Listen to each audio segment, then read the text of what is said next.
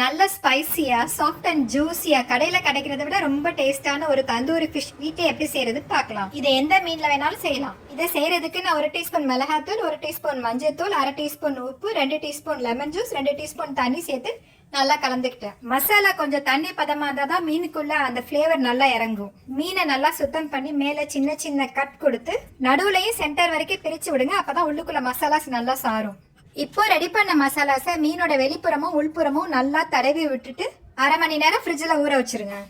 இப்போ தந்தூரி மசாலா ரெடி பண்றதுக்கு 3 teaspoon butter எடுத்து லேசா மெல்ட் பண்ணுங்க. 1 டீஸ்பூன் காஷ்மீரி சில்லி பவுடர் போட்டு நல்லா வறுத்து விடுங்க. இது நல்லா கலர் கொடுக்கும். மசாலா பிரிஞ்சிடாம நல்லா கோட் ஆறதுக்காக 2 டீஸ்பூன் கடல் மாவு சேர்த்து வாசம் வர வரைக்கும் நல்லா வறுத்து விடுங்க. இப்போ அடுப்பை ஆஃப் பண்ணிட்டு 2 டீஸ்பூன் தந்தூரி மசாலா, 1 டீஸ்பூன் இஞ்சி பூண்டு, 1/2 டீஸ்பூன் உப்பு சேர்த்து நல்லா கலந்து விடுங்க.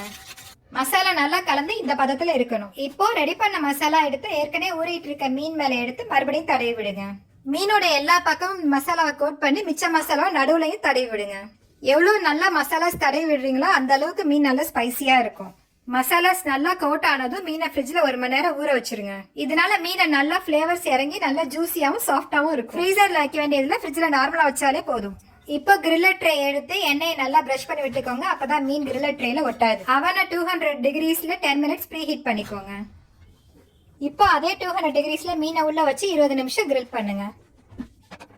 20 நிமிஷம் கழிச்சு டெம்பரேச்சர் 220 டிகிரிஸ்க்கு மாத்தி மறுபடியும் ஒரு 10 நிமிஷம் கிரில் பண்ணிடுங்க. இதனால நல்லா தந்தூரி எஃபெக்ட் கிடைக்கும். உங்க ஓடிஜி மற்றும் மீனோட அளவை பொறுத்து டெம்பரேச்சரும் டைமிங்ஸும் மாறுபடும். அவ்வளோதான், டேஸ்டியான தந்தூரி ஃபிஷ் ரெடி.